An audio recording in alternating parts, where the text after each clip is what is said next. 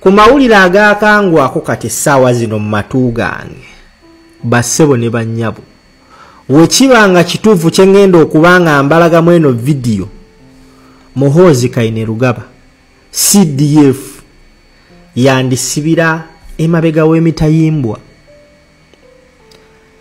Segirinya Muhammad ebyaddala alabika alwana.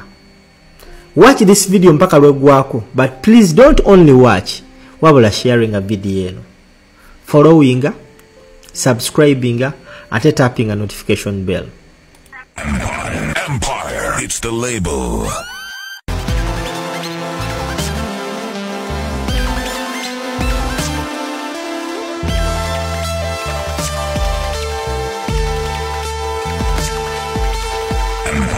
Empire, it's the label.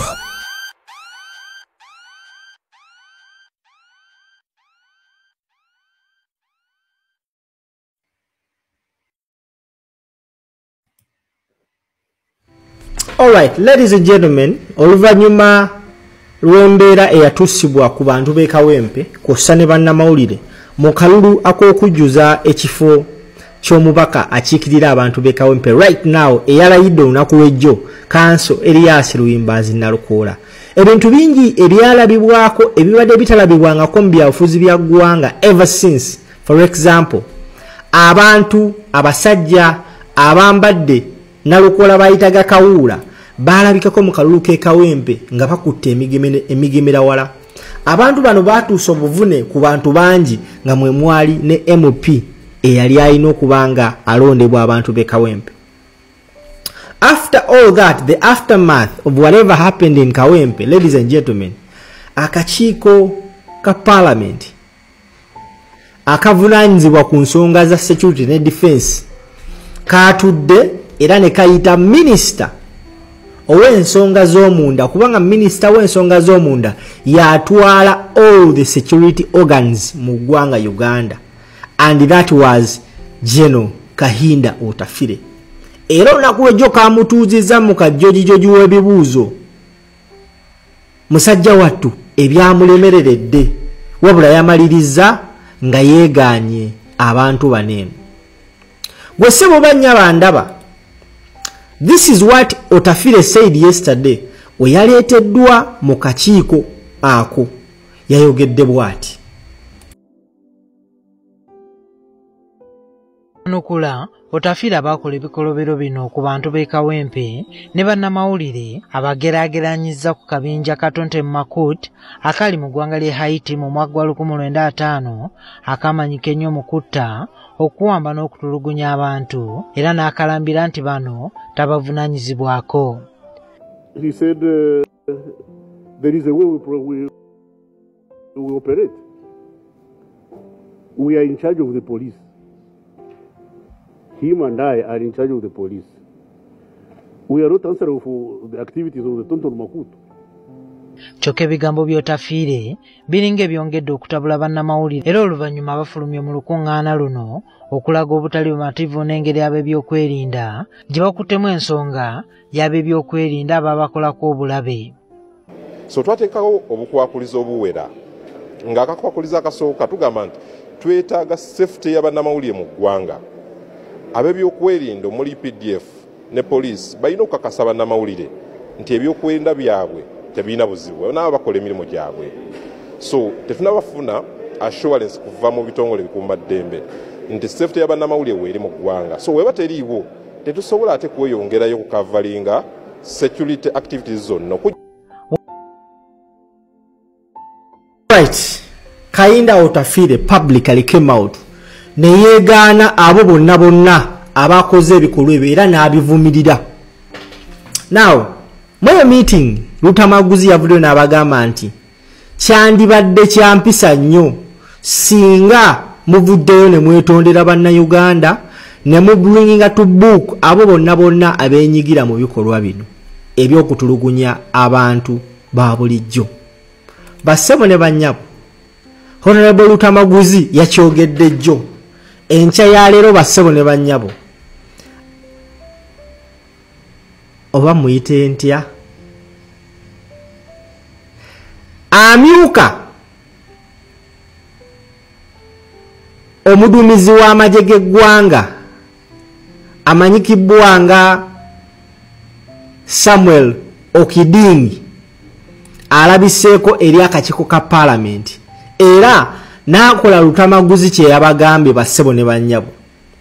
According to mukutu ogwa Parliament Watch, government following several denials, blame games and gaslighting Ugandans, the Uganda People's Defence Forces UPDF has finally rendered an apology for the brutality its personnel inflicted upon civilians during the recently concluded Kawempe North by-election, saying the individual behind the brutality have been arrested and are under investigations. Mpuliriza bulungi nnyo. Wenabadde mbagamba ku ntalika nabagambe ni Muhoozi Kainerugaba kabe kasinge yanimalire mabega w'emitayimbwa. That is wekibanga mu butuufu eggwanga lino teriri failed state. Ono omukulu agambye nti betondedde abantu abakosebwa mu kalulu ke Kawempe era ne bagamba nti abo bonna abenyigira mu nsonga zino bakwatibwa era bali under investigation. The apology was made by Samuel Okiding, Deputy Chief of Defence Forces, while appearing before Parliament's Defence and Internal Affairs Committee, describing the brutality as operational mistakes made by individuals who could not control their emotion conscience while under provoked. Omukulu ono Okiding njagala mukwate face ye bulungi nnyo bannayuganda mumumanye. Avudde n'atugamba nti abantu bonna abenyigira mu kutulugunya abantu b'e Kawempe bakwatibwa era bali under investigations. Fenna abantu abatulaba abandaba right now tetuli bantu basiru. We are not stupid.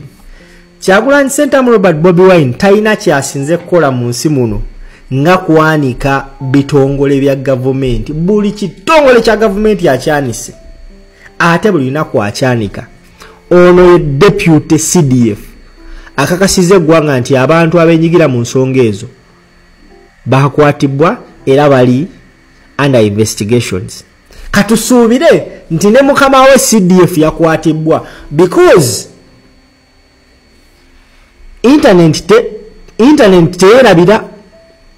Mukama we kenyini nyo Mwami Okiding yavaayo n'agamba nti yeebaza abasirikale abakuba bannamawulire era n'ateeka n'ekifaananyi ku mukutu gwe gwa X n'agamba nti omusirikale oyo omu agenda mwongeza ranka. Ekimu kubiraga nti they were acting on orders of your boss gwe Mr. Okiding. Abuzaabuza abantu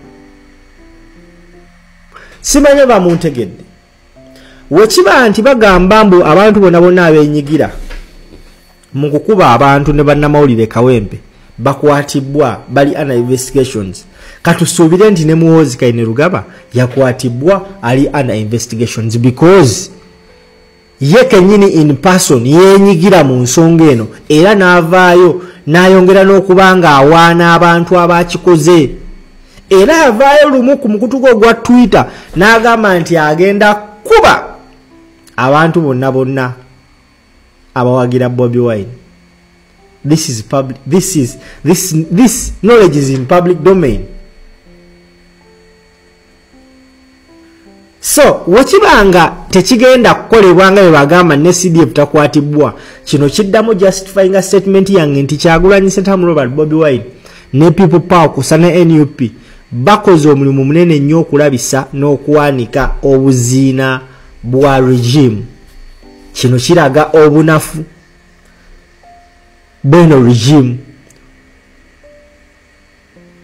Simayo bamukategedde sijja kalwako gwetambuza butambuza video gisharinge omuntu amanye information bassebo ne bannyabo mubeere bulungi mwera.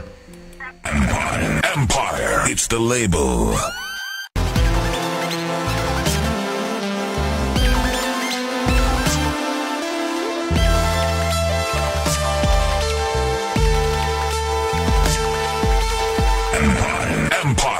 It's the label.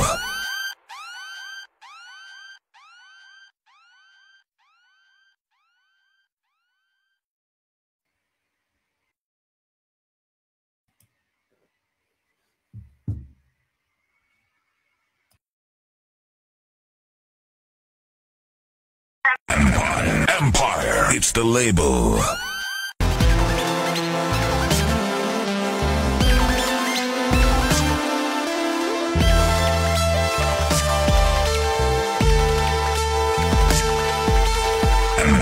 Empire. It's the label.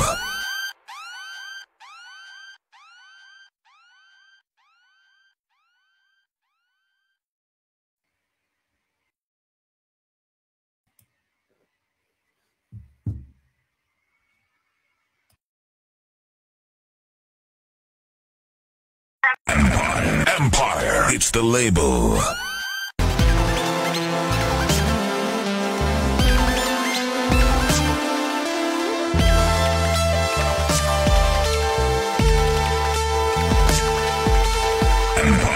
Empire. It's the label.